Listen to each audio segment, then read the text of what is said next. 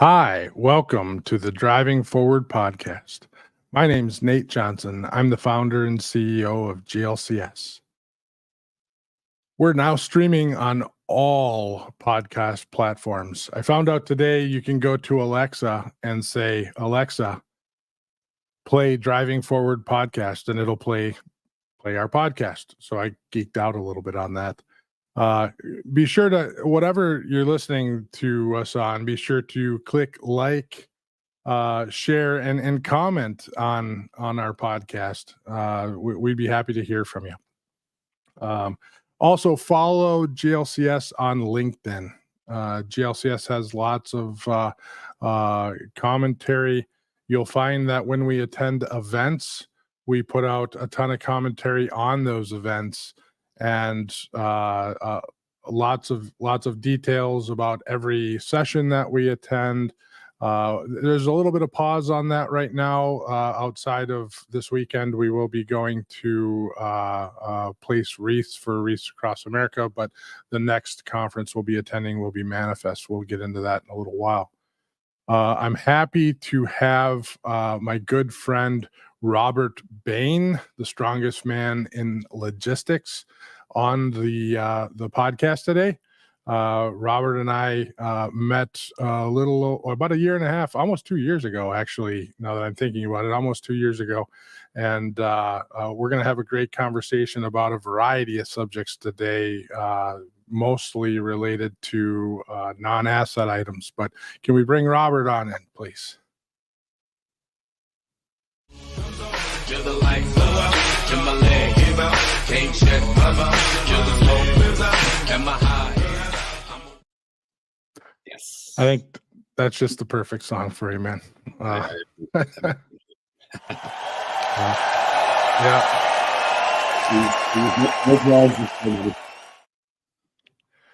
Well, I appreciate you coming on, Robert. Thanks for being here. Thanks for having me. I appreciate it. It's an honor. So the Driving Forward podcast has a lot to do about people. At least half the show or somewhere around that is about origin stories, about where you come from, about what you've done in your life, how you got into logistics. So really, I want to spend some of the time talking about that. I know you and I can probably spend, as I put a post out a minute ago, you and I can probably spend 4 hours talking about any particular subject, as we've done in the past. But why don't we start at the beginning? How did you get into the industry? Yeah, so I'll back up a little bit further than that. So sure. I grew up on the East Coast, and my dad used to work for a company called MCI. They got bought by Verizon years ago. Before that, they moved us to Cedar Rapids, Iowa, and grew up in Cedar Rapids. Went to high school there, went to college there, met my wife there, and we started our family early. And that's an important piece, I think, that got me into logistics. Is I had a great career around the restaurant management industry, but I hated the timing of most of the stuff you do within the restaurants. You work in the evening, you work holidays. I came home smelling like food, and I love eating food. I just didn't want to come home smell like it. So I started looking for a career outside of that, and I did the application blitz. Just any place that had a 9 to 5, steady salary, I was applying to, and I got a call back from a place called Express Auto Delivery. They were a brokerage in Cedar Rapids that moved cars, moved autos. And it's a funny story how I kind of actually got hired was the gentleman who was the hiring manager and who would end up being my manager. He and I played soccer against each other in high school, and we did not get along. We were not friendly. We were not cordial. We were not friendly rivals. We just did not like each other. But he wanted to kind of see how I was doing. So he brought me in, we did the interview. He walked me around. And during the conversation, as we're walking around the office, I did overhear a woman talking about moving an SLR McLaren Mercedes. And for those who don't know, I mean, these, when they came out, were some of the hottest exotic cars out there. I like exotic cars. I think they're neat. And so I go check them out whenever I get a chance to. And the SLR, the sticker price at that time was $750,000. And they were going on the secondary market for upwards of $2.5 million. And as I looked at her screen, she had an SL63, which is still a very, very nice Mercedes, but it's not an SLR. And I mentioned that they needed to make sure they had proper insurance and that it was covered, because again, just how expensive the vehicles were. End up getting the job. I come back. Long story short, they didn't heed that warning. They went with the information the uh, person on the other end of the phone provided them, and the hydraulic failed and smashed down on top of the car, caused a $175,000 damage claim. Yeesh. Ah, That was ouch. perfectly avoidable. And during the conversation around this, John Peterson, the manager, mentions like, yeah, if we'd listened to the guy who was interviewing, then this would have happened. And the CEO said, hire him. And that's how the industry. Yeah. All today, I was running my mouth, which really hasn't stopped since. Yeah. Yeah. You still do that today. I do. Oh, That's fair right. enough. And then we got absorbed by CRST pretty quickly thereafter. Lot of smaller brokerages did, because there was some pretty intense flooding and damages around eastern Iowa later that year, and just businesses end up closing. It's amazing when you are running a really tight margin business, what happens when you lose 2 to 3 days worth of revenue. Sure. And so CRST was really where I kind of cut my teeth and grew my understanding of the industry there. The issue I always had with living in Iowa was it's Iowa. Iowa's a great place to raise kids. It's beautiful. It's quiet. I hate the slow pace of life there, and I didn't like the places closed at 10 at the latest. And I wanted to be back in the big city, and so we moved to Chicago, and that's what really kind of accelerated everything in my career in logistics, because now we're in a place where there was significant opportunity, and things just went into overdrive from basically from the day we got here. And how long have you lived in Chicago now? We've been here for 13 years. Okay. So all primarily, so since then, primarily in non-asset logistics with a little stint in consulting. Correct. I did about 4.5 years running a fleet in Waukegan, Illinois. Okay.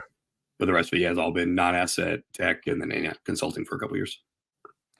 So what kind of keeps you in the industry there? What a great question. I'm so glad you asked that. The biggest thing is I love the industry because it's one that still consistently presents challenges no matter what.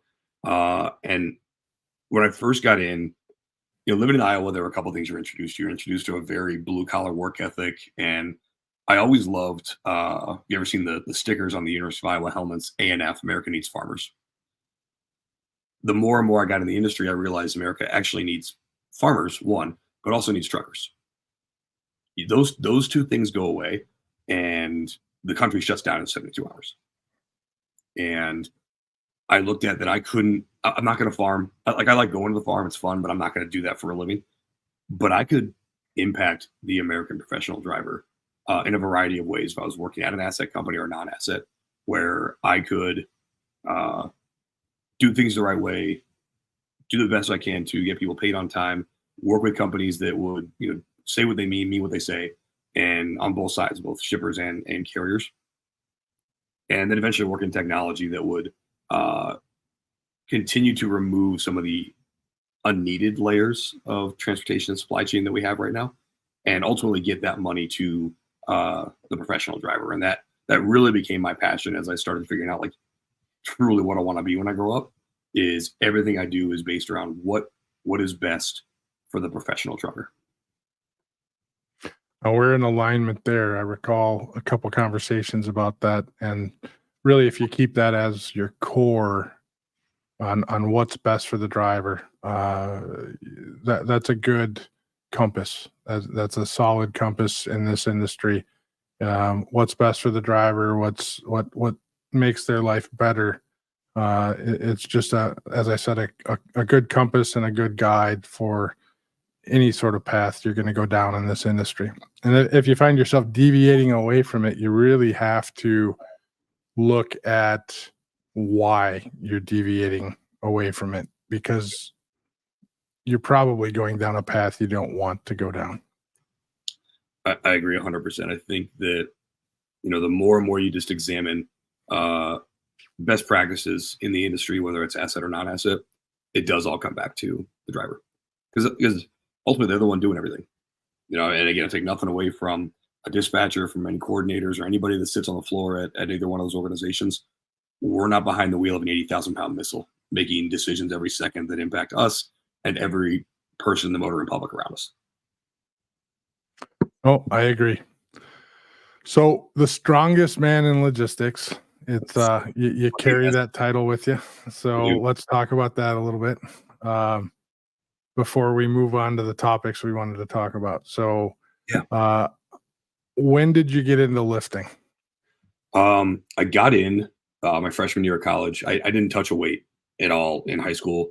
I played soccer, and we were kind of like the weight room was shunned for us. Because why would a soccer player need to lift? He has just run around and kick a ball. And so I got into college, and like I was always fast. I was strong, but I didn't have a good context of what that meant. But I was little. I mean, I was 145, 150 pounds. And for those who have seen me in person, I'm not that now. I'm no. And so my freshman year is 4 or 5 games into the season. Me and a guy are coming for a ball. It's 50-50 ball. And when we hit, we collide and we bounce off each other. The pitch we were playing on was not a high quality pitch. It was basically 6 inches of dirt and a layer of sod on top of an old parking lot. And so when I hit an uneven patch of ground and I separated my shoulder. It's me getting all laced up into my spot suit. Behind me there is my best friend Anthony, and in front of me is my coach Sean, who I travel with more than my wife at this point. She's a little perturbed about it. So,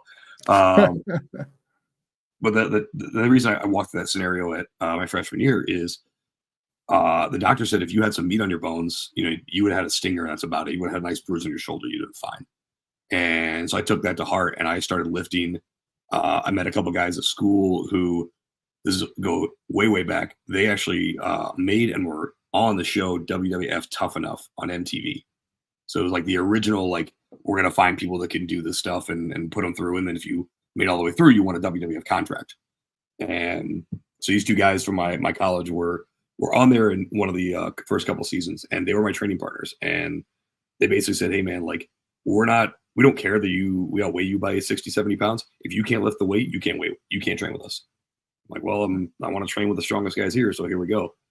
And I got big, I got strong really fast. And I just kept doing it. I fell in love with, I've always thought strength was cool. I used to watch World's Strongest Man and sumo wrestling back in the day with my dad and thought it was super cool. And so as soccer kind of wound down, and I still played after college, and, I did some rec leagues, did a little semi-pro and did all that. It was awesome. I still very passionate about the pitch. But I realized that was not something I was able to do forever versus weightlifting and powerlifting. That was something I could do for a very long time if I wanted to. And then as fate would have it, I got hurt again, which typically happens. I get hurt and then I learn something, right?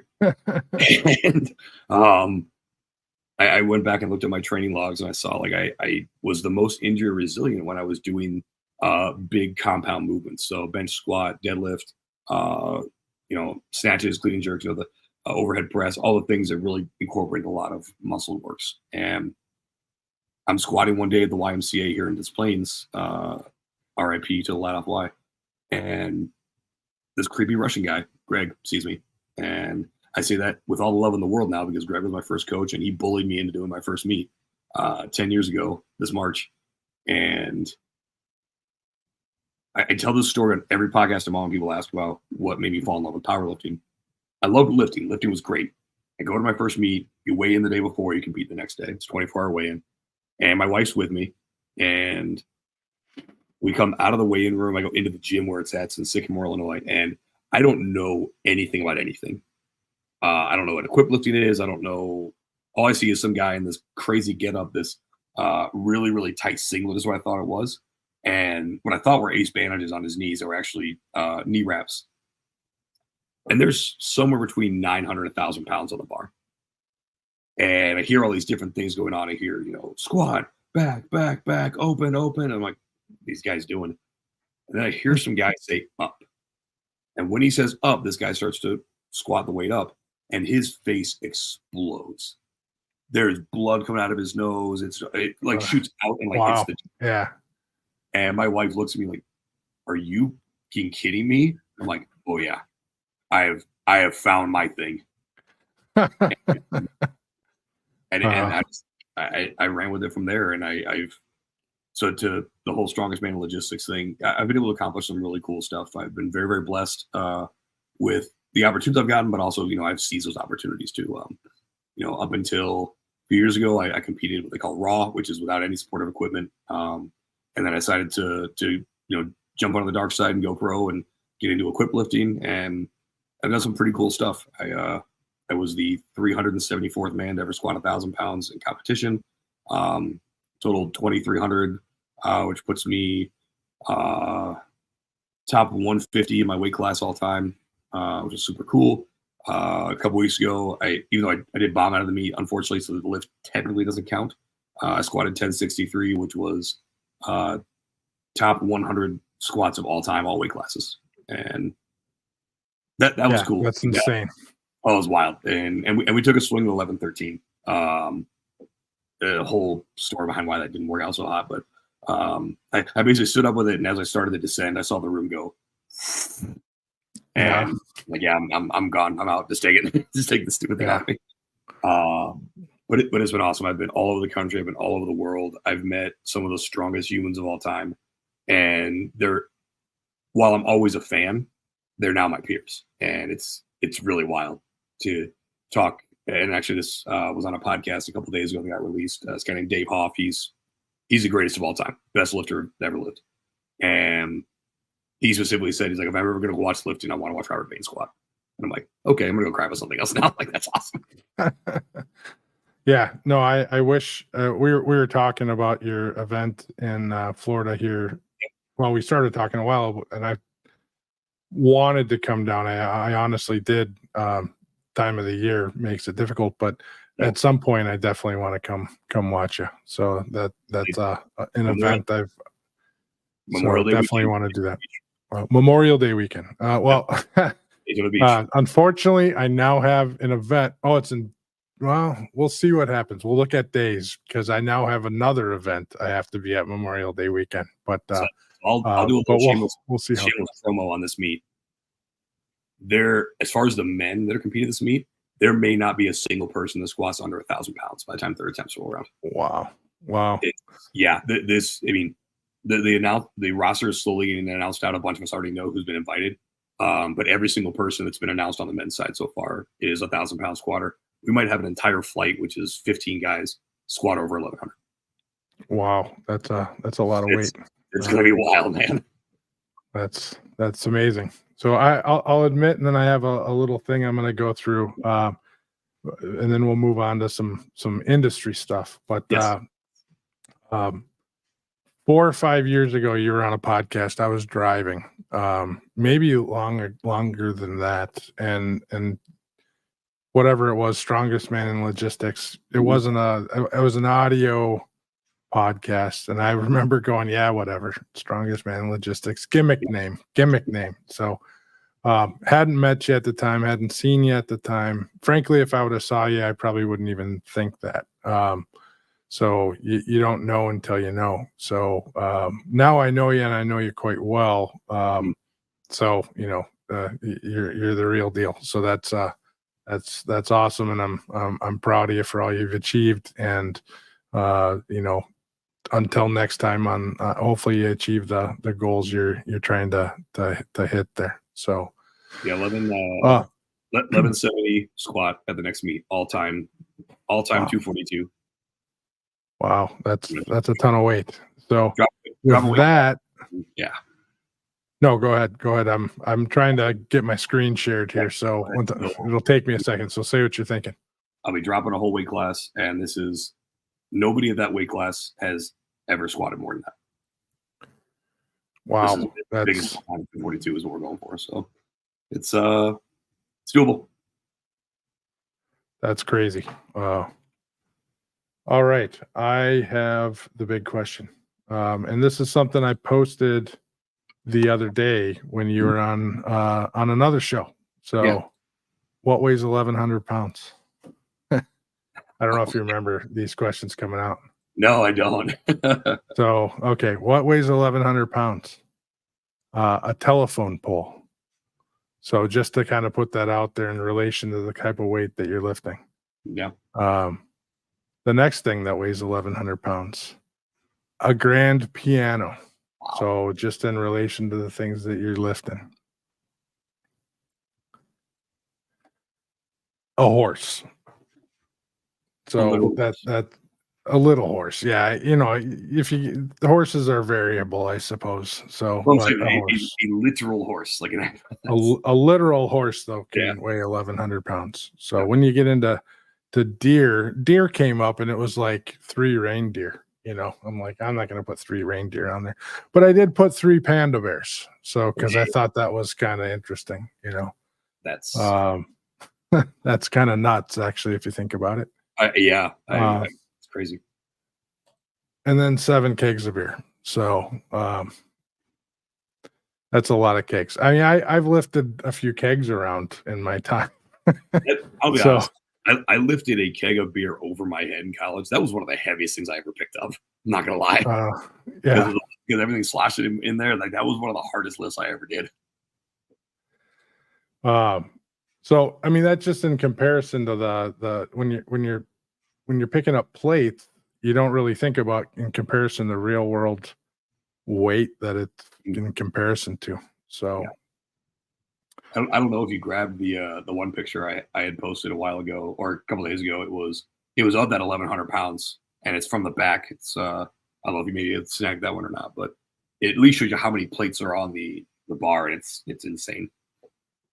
I didn't grab that one. I don't think I was just grabbing them right before we were coming on. So, but yeah, I've certainly seen them and they're just insane. So, and your face, hopefully I don't ever see it explode, but yeah, it's nuts. So, all right. Well, let's move on to some industry topics here. We've talked a little bit here recently about broker visibility, specifically the 49 CFR 371.3, which is the requirement that carriers can request of a broker the pricing that they've billed the customer and the pay that anyone's received throughout it, any sort of accessorials, any sort of transaction payment that's been done, any sort of special payments that's been received throughout that. What's your opinion on this? I'm not sure what you've heard on my opinion on it thus far, but I think you've commented on a few of my statements, so maybe you're up to speed on that. But what's your opinion on it?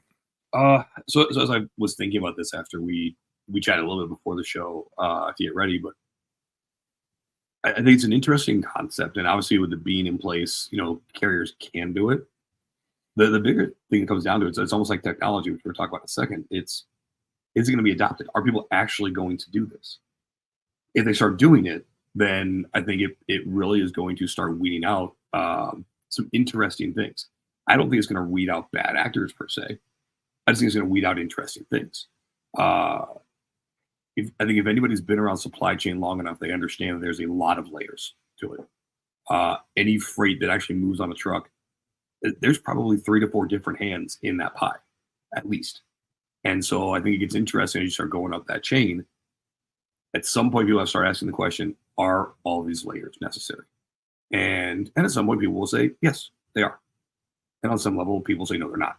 And then we have to start defining what is egregious. Like if you make a 50% rip off of a load, is that egregious or not? Depending on the situation, no, people may not care. If I got a driver home because his wife was pregnant and he got to be there on time for the birth, does that driver or carrier care at all that let's say it's a $2,000 load, that you as the broker made $1,000? Now, me saying it, they might, but in the situation, no. And so that's why I think it's going to generate conversation. I don't think it's going to be a fix for anything, but I believe it's the next step in weeding out certain layers of the supply chain that ultimately serve a purpose, but are probably antiquated now. Yeah, I agree. It's antiquated. It's very slow. So it's you have to complete a transaction before you're able to get the data, and there's nothing you can do about it once it's done. So yeah, it's certainly slow. Um, Determining that data that you receive, what are you going to do about it? Nothing. But it does shed some visibility on it, and you're covered under NDAs, so you can't necessarily disclose that specific data anyway. Right. So you can't go out and say, well, this was a $2,000 bill to a customer.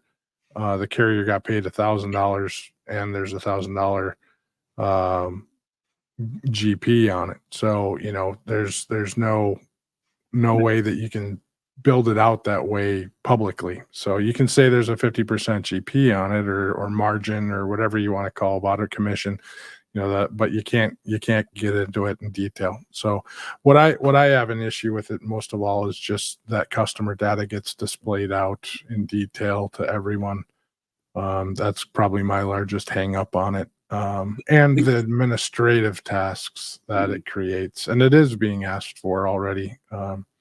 So it is something that's being inquired by several small fleets. So One thing that will be interesting about it is as data begins to flow, around this, because you can aggregate a lot of the numbers. At least you can't get specifics. You can't necessarily say, XYZ shipper paid this and I got paid that or this.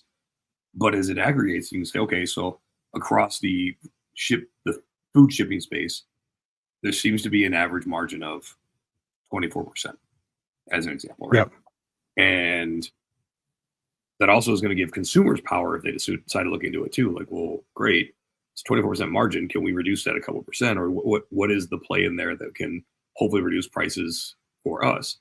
And I'm thinking about that right now as we're talking, because I just saw even though it's a meme, it's true. People keep talking about Home Alone, right? Because we have the anniversary of Home Alone being released in right, theaters recently, and the same $19.32 that Kevin spent on groceries would cost almost $75 today. yep, Well, that's a lot, and that's tough for me to swallow when I also know that some of these corporations are also reporting record profits. That's right. that's tough for me to really balance out as a consumer. So again, I think it's going to generate conversation, definitely. No, agreed. So the next topic that we were going to kind of dive into, speaking, kind of moving into logistics Mhm. a little deeper, specifically brokerage, operational models. So I assume front office operational models. Yeah. Um, that's your wheelhouse. I've been in transportation a long time. I've run components of brokerages that have been relatively large, but it's been a while. It's been actually over a decade. So you want to shed some light on that? What do you feel works best operationally?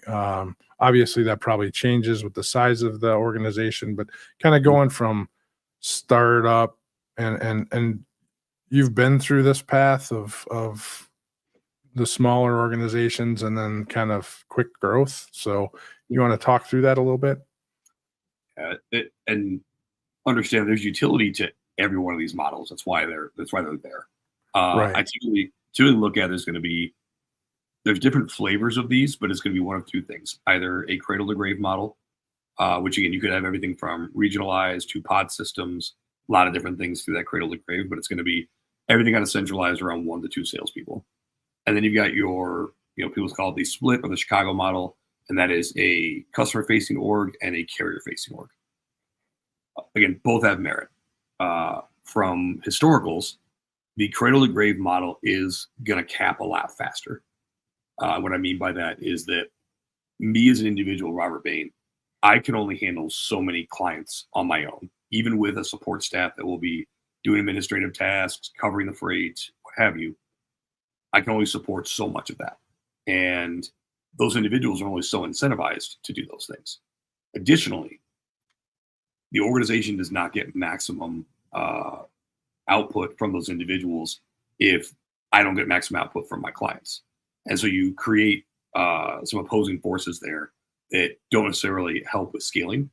But early in an organization, you kind of have to do this. Again, not everybody's going to start an organization with $10 million in business because they poured over a book when they left, one of the big box brokerages. And literally people may just be, we met with some folks at the Broker Carrier Summit that were literally just starting out. No customers, no carriers. Like they heard there was money in freight and they got it. So you're going to have to do that cradle to grave to start. Where you typically see most of the larger brokerages, and when I say large, I'm talking the top 100, from revenue, or if they, pay to play and they do the different magazines and get into the top 100 lists, what have you, they typically run a split model. There is one exception. Not gonna name their name right now, but they're based in the Midwest, Ohio-ish, Southern Ohio. They do run a cradle to grave model. And now some will also run different offices, which are similar, but again, you still have these split teams. With the split model, what you typically will have is still opposing forces because sales is trying to get as much business, and typically they're going to be more revenue driven and logo driven versus carrier facing groups are going to be very, very margin driven because that's what they all get paid off of. And typically sales and account management also get paid off margin, but they're going to get a lot more fanfare and recognition for logos, volume, and revenue. So the reason I go through all that is each has its merit. And ultimately what people want to do is you look at your organization is once you get kind of past, we're up and running. We have somewhat regular business coming in, 1 to 2 loads a day, 10 loads a day, whatever it may be. You kind of got to decide, what do we want to do? Do we want to set ourselves up to scale? Do we want to run like this and know that we're going to have to potentially change? Or do we want to just review every 30 or 60 or 90 days? I would highly recommend not doing the last one of those. Ultimately, if you want to set up your business for scaling, look to the future. What is the goal? What is the 5-year plan? The 5-year plan is to be a $100 million organization. Awesome. Let's have people in their current roles and let's start to segment out activities to match what that organization is going to look like. And typically what that's going to look like is a split model. Mm-hmm. Because then you have people doing focused activities. You're also not limiting people either. So again, Nate Johnson, the salesperson, you're out, you're hunting the whales, you're bringing them in, and for all intents and purposes, it's everything you put on the board. It's like, hey Bain, you and your team, you guys will cover this stuff, and everything that's regular. Again, you start talking capacity strategy as well. Let's start looking at people we can contract on this and partner with, and now no longer is it every day we walk in with 100 loads to cover. I'm walking in with 10 loads to cover because I've got people that I work with all the time that it's almost a set it and forget it. No, the split model definitely creates a more of a focal point to where you're not having to wear multiple hats. I think you're focusing on sales, you're focusing on finding carriers or truck finding. I mean, the roles are definitely divided up differently. And I think it's a natural evolution. You kind of see that on the carrier side as well. The carrier side of the industry has similar type models as well when you get into regional dispatch and eventually into planning, driver management, customer service, etc. So you kind of get that evolution as you get larger as well. It's just naturally it happens over time from an efficiency standpoint because you need role definition. And as that scope of the role becomes limited, you have less subject matter you have to deal with, so you can funnel more through it. So it makes sense. Absolutely. And excuse me. So look at those different operating models. Again, I don't necessarily point to either one as like, this is the way, because multiple organizations have done both. And again, like we've mentioned, there's different flavors to each one. So I recommend, look at your leadership team, look at the strengths you have, understand it is tough to serve two masters as you scale. and then make a decision on what we're going to do long term. And if you decide to, hey, we're going to address this as we get bigger, no problem. Just understand that the longer you go, if you're going to change, the tougher it's going to be. But as you kind of move along, you're kind of growing with that group of people. Mhm. And I'm going to combine potentially the next two topics together, but the people that you have with training, I mean, let's say you'd have that organization and it grows from small market to mid market. Not everybody always makes that transition. Sometimes they can't, but let's say they do, and that ongoing training that you have, how do you handle that? How do you handle that continuous education? So that's a good question, and I think this is an area that I've spoken about. I know others that we know in the space speak about, whether they're on the non-asset side, even on the asset side, and those are also in the consulting space. Training is an area that is really not a huge focus for a lot of organizations. There are some that do a great job, and I will always specifically call out Echo for their training, and I do that selfishly because their director of training, Jason Berry, and I played soccer together in high school and college, so I will always gas Jason out. But Jason also is a phenomenal educator, and he really has worked on his craft, and so I believe that those at Echo really benefit from that. But there are a lot of organizations that it's a very sink or swim training model, and there's certainly merit to that. I've seen organizations that have grown very, very quickly because you have people that just didn't know any better. Like, well, you can't do that. Well, why? Like, why can't I call this Fortune 500 company? Like, they put on the pants the same way as I do, one leg at a time, so it's fine. So there is some benefit to that, but having an initial and to your point, an ongoing training program, this is what upskills your organization. It's not that hiring outside is bad. Sometimes you need to do that to bring in fresh ideas, fresh views, and legitimate experience. But it's also great to build your people up, because demanding loyalty from your people in your organization, but not investing in them, it's a one-way street. And at some point, people are going to say, my loyalty is only going to go so far because I appreciate the paycheck, but you're not making sure that I can continue to grow. And especially this generation, and I love people say, well, none of these kids want to work nowadays. It's not that they don't want to work; they want to be challenged, and they want to, because they've watched kind of our generation and definitely the generation before us, where companies and individuals did not adapt. And the example I always look at is Blockbuster. All of us remember Blockbuster Friday nights. You go, you grab two movies, you grab a video game, you grab some popcorn, you order Papa John's, and life's good. It's awesome, right? And they had the opportunity to buy Netflix, and they laughed him out of the room. There is one Blockbuster left. They were it, but they didn't adapt. And so this generation has watched all that. And the big difference, too, is they have access to all the information on why these companies and these individuals didn't succeed, because they didn't grow and change and understand the landscape of their business. So they want to make sure that they are hireable, because they understand that business is temporary. And so, again, you invest in your people. Now, does that mean your people may leave? Absolutely, it does. But you know what that also does? Is that opens up opportunities for partnerships. It's a lot easier for me to say, hey, Nate, over here at 316 Logistics, we've got some awesome stuff going on. I need some expertise because we're going to start buying trucks. I really need help in my fleet design, and how I'm going to do my safety program, and what technology I should invest in. It's a lot easier for me to call my friend and do that versus calling GLCS and saying, hey guys, can I get on your calendar? Not that you wouldn't take the meeting, but like, who am I? Right. And so that, I think, is something that this generation really, really looks for.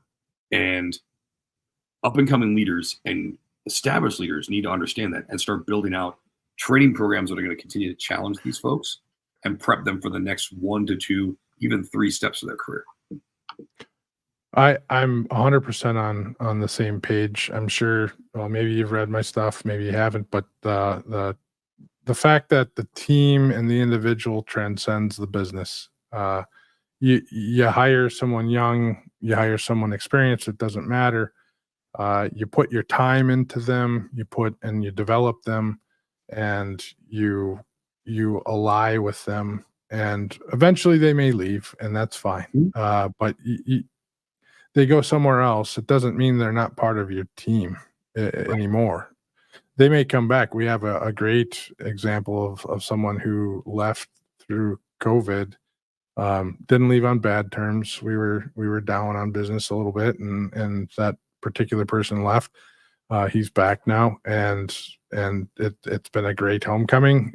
We had a last month during our company checkpoint. We only do one company meeting on a monthly basis, and we're completely remote. So these are big events. They last quite a bit of time, and it was kind of a party for the first 10 minutes, because this guy's back. But he never actually really left.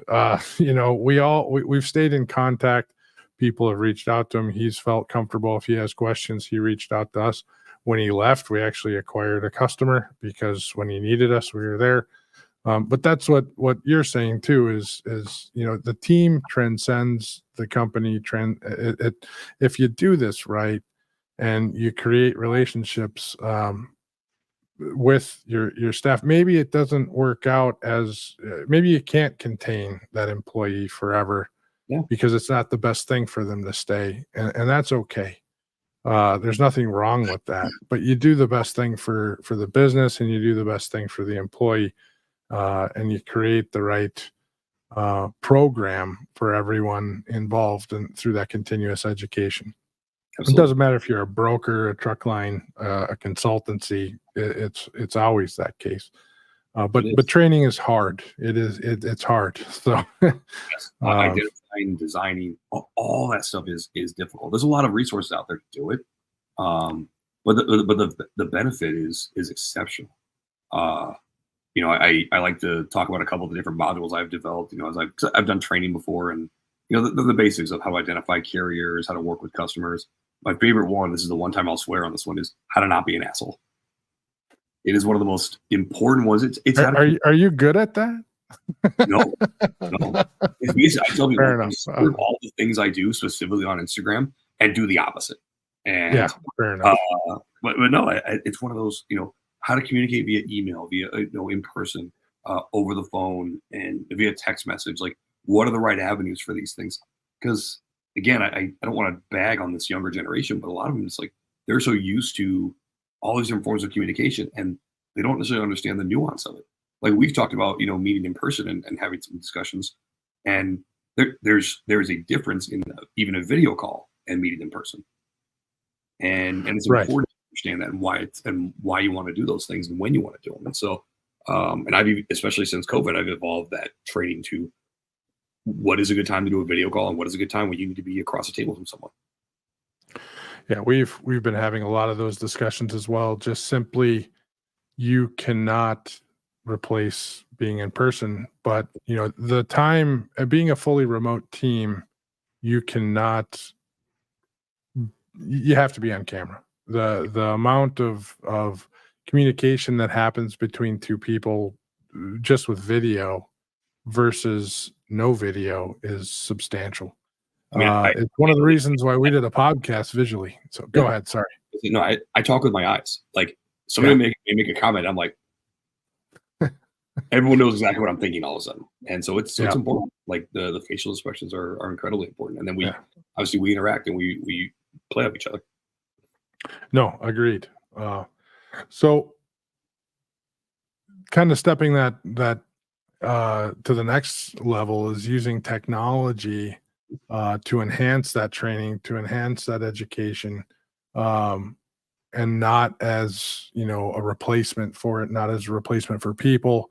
But we see that sometimes, customers of ours at GLCS will look to use technology as a replacement of people. We'll look at it as a replacement for training or education. This technology is going to solve all of our problems. And really it doesn't, it just shifts it. If you're bad at doing something here and if you're bad at this technology and you're bad at this process, you're going to buy a new technology and you're going to be bad at that too. So, so thoughts on that? Absolutely. Technology does not replace individuals. It does potentially replace tasks. It does when you automate certain things. But what it ultimately does, it allows the individuals to become more autonomous and to actually put additional value into the business and withdraw additional value from their work. Ultimately, technology is just a tool. It's all it comes down to. I like analogies because it makes things simple for me. There is a difference in now. I still get benefit from it if I'm working on my extensors and doing exercises like this to work on the different extensors in my forearms, make sure that I've got the stability to hold a bench press up. This little tool right here, which looks really silly, put all my fingers and my thumb into it, and then I extend it. All of a sudden, now I'm getting exponentially more benefit from each individual extension because of the technology. It doesn't replace it. I still need to do it, but I now get more out of that. Does that make sense? Yep. That is all these different technologies, what they should be looking at. And so if you're designing tech around the free space or logistics space, this is how you should be thinking about it, in my humble and accurate opinion. How are we enhancing the individuals? Because again, you have somebody who maybe has been in the space for 35 years. By the way, that's the first person you want to talk to when you're developing tech, because they do so many things without even thinking about it. And their initial response technology is, oh my gosh, the robot's going to take my job. No, the robot's going to allow you to actually fully flex all that experience you've gained over the last 3.5 decades versus I have to keep putting these numbers into the spreadsheet. No, I agree. And eventually, I mean, there may be a workload reduction. If it depends on where your current state is. I mean, to be 100% truthful, where your current state is and where your future state is, there may be a workload reduction. I mean, we've certainly seen reduction in workload to the point where jobs end up very rare. We see a huge job elimination. I mean, they have to be in pretty bad shape if that's the case, but usually employers are reassigning tasks. Yep. That's usually what we find, even on large engagements. They're reassigning that employee. But there can be some realignment of people, or reduction of people, but it's not as wide as what some people think. You come in and you deploy a whole new set of technology across the board. 30% of the employee base is not going away. No. That never happens. Even some people try to spell that out. It just isn't going to happen. You might see the capability of handling more revenue through the system. You might see, controlling more expense instead of responding to things. You're now controlling it, but you don't necessarily see a reduction of FTEs or full-time employees. So I agree with you there. To me, technology enhances what I've always considered the 3 pillars of operations, and that's extreme ownership. So you mentioned already. Instead of reacting to everything, you now can be much more proactive and you can own expenses or process, what have you, because you have technology gives you visibility to what's happening. Second pillar is customer experience. I look at like freight visibility as a good example of this. Everybody's used to the Amazon experience where you order something and from the moment you place order, you know where your stuff's at. We expect that now with our freight as well. Excuse me. So enhanced customer experience comes from enhancements in technology. That doesn't replace anybody. That just makes the customer experience better. And then to your point about handling more revenue and increasing margin, because again, you reduce redundant tasks, then that plays into free cash flow. So extreme ownership, customer experience, free cash flow. Those 3 things come together and you handle those very well. And you could do that even more exceptionally with technology. Now all of a sudden you've got a better business. You're making more money as individuals and as an organization, and your customers are happier. Bingo. No, I agree completely. All right, let's go on to final subject, which will wrap in probably to the end of the podcast. Market conditions. So, Yep. I'm gonna just pass that one over to you. You want to launch that one off? You bet.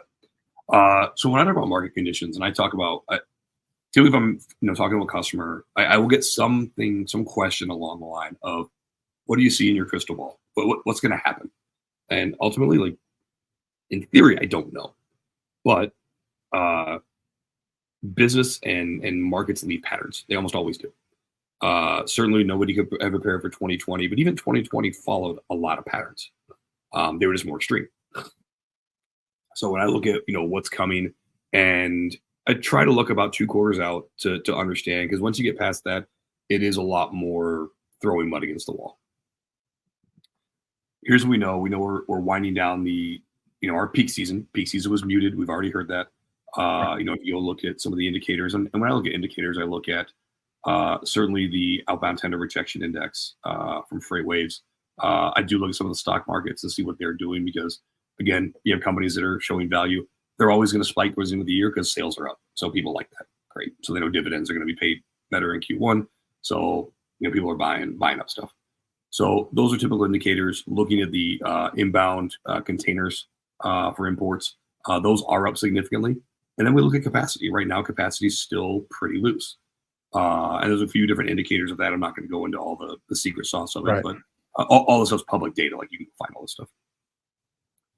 And so looking at all those, we know that we have an influx of containers, but we also know mid-January you're going to see a shutdown because you see Lunar New Year come in, and so you're going to see a lot of the ports are going to clear out. So now we're kind of back to square one. So what's that doing? That's driving the spot market down. As the spot market goes down, it pulls the contract market with it. Things will begin to increase because we do have exits going on right now. You've got 2 to 3 exits for every 1 new carrier coming in, and some of these new carriers coming in are just somebody buying a new MC. Let's not get twist everybody. But then some of these are just like, hey, like, we're out of business. Like, we saw Matheson went out of business. 60-year-old organization. We saw Meadowlark. Obviously, Convoy was huge. So we're seeing some of these exits. There will continue to be a bit of a culling, and then, in my view, right around March is when we're going to get a good idea of what 2024 is going to hold for us, because by March we start to really see who is in the lead for November. And then historically, what we typically see is, depending on which side of the aisle they are, it's going to go either up or down when it comes to trucking, shipping, and people's, and specifically consumer sentiment when it comes to buying things. I won't say which is which, but I think most people kind of read between the lines on that. So, again, based on what we see in March, now that can certainly change, obviously. But March will give us a good indication. And if we see things that are going to be a little more skewed towards business, you're going to see a slow uptick because capacity is still going to be there. And some folks did a good job of managing their finances through 2020, 21, and 22. And so they do have a bit of a war chest left. And there are also some financial institutions that are saying, okay, we know there's going to be a swing back. And so we're ready with our war chest, which is significantly larger. Money's still not cheap. So it is tougher to get, access to it. So all these things coming together say that we're still going to see a lot of muted growth over the next 6 to 10, to even 12, 18 months. But all these different things, these are things that we have to look at. We're looking at what the market is all this is what's going to drive spot down. And then as people get access to credit and as more and more stuff comes in the country, and that takes away localized trucks, which then forces more domestic freight to move either through over-the-road trucks, and it pulls capacity away. And as we get into more and more mining that typically happens during certain administrations, you're going to lose about 15% of the trucking capacity because they go back to the oil fields. Right. Those will then pull spot markets back up, which then pull contract markets back up. Yeah, I think I don't watch spot as closely as you do, and I don't watch that. I typically am watching contract. So, when I watch markets, I'm watching housing, retail, I'm watching corrugated box manufacturing. I'm certainly watching twos. I'm watching automotive is actually one of my major indices, all of which are junk and not looking positive at the moment. So, everything's looking like 2025 at this point before, that's going to be really maybe late 2024 on that side. It doesn't look like it's going to get worse. No. But it doesn't look like it's going to get much better. And I think a lot of that's going to be predicated on interest rates. I'm a little concerned that fuel continues to go down, which makes it undesirable for the U.S. to continue to open more oil activity here. Because you're exactly correct. we used to be in about a 4 to 6 years cyclical um, process with the oil field where, every 3 years we would go crazy, and every 3 years we'd rescind, and a ton of trucks would go towards it, and then all those companies a bunch of small companies would collapse, and then 3 years later, a whole bunch of companies would come back, and Yep. you'd drive through Minot and you'd see or Williston, and you'd see seas of trucks just parked, and then Oh yeah. 3 years later they'd all be running, You see and it's everywhere. It's all temporary housing.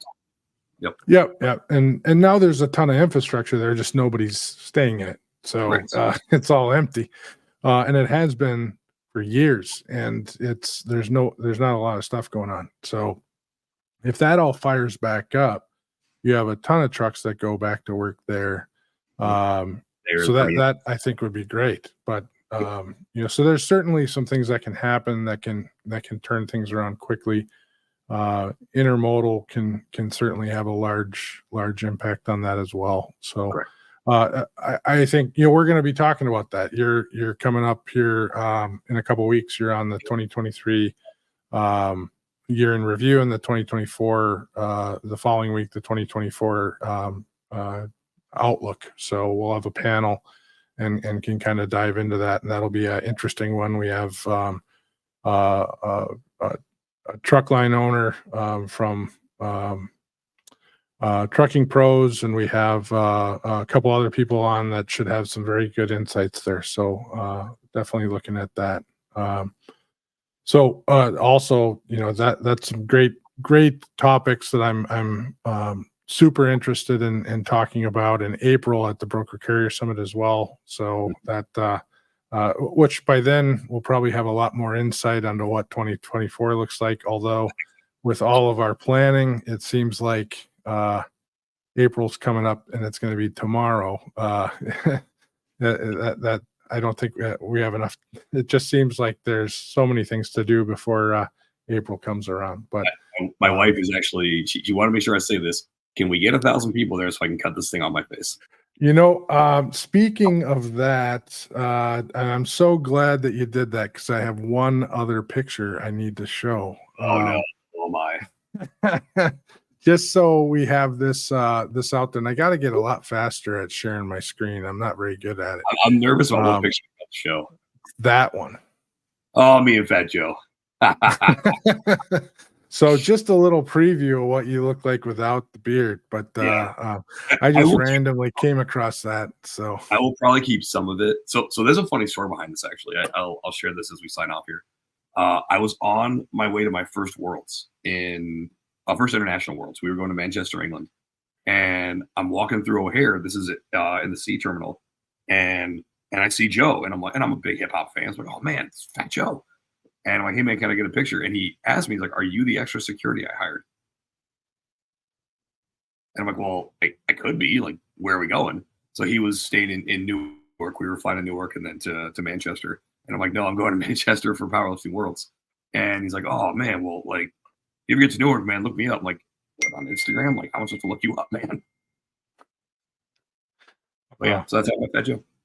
Yeah, so that's where you ran it. That's where the picture's from is Newark, or is in that was at O'Hare. That was that was O'Hare. Okay, all right, gotcha. We were flying O'Hare to Newark, and then Newark to. Also very funny. I felt terrible for the guy I was flying with, so we booked separate itineraries, and I was traveling a ton at that time with Uber, and so I had I think I had 1K status at that point with United, and which is their top tier, other than their ultra exclusive. You got to spend a couple $100,000 with them. And as we're in line, I get called up to the front, and oh, by the way, we bumped you up to business class. We had somebody not come on the flight, and business class on an international flight is the fully reclined, nice. Yeah. This is awesome. And he's all the way back in row 56. And I'm like, no, dude, I feel so bad. I know you're a smaller guy, you're a 181, I'm a 275, but I kind of feel bad for you. But as I'm sitting there in my seat, the seat next to me never gets filled. I'm like, dude, you would have been bumped up with me if you were on my itinerary. Yeah, no, that I don't think I can do coach across the pond. That's Ooh, I'm a hard big pass. guy, so We are that done doesn't work for me. for the Irish Pro this year. So Uh, all right, man. Well, that wraps us up at an hour. So I really appreciate you coming on. I'm looking forward in 2 weeks on having you back on with the panel. And I'm sure we'll talk in the meantime as well. So it's been great chatting with you. Once again, that hour went by super fast. I'm sure we could sit here and talk forever. But it's been my pleasure. thank you, I'm sir. gonna wrap up with a few other things, but appreciate the time.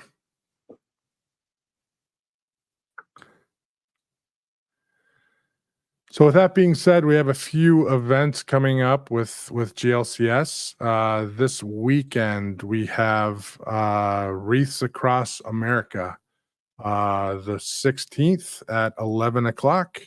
GLCS will be attending Fort Snelling Cemetery.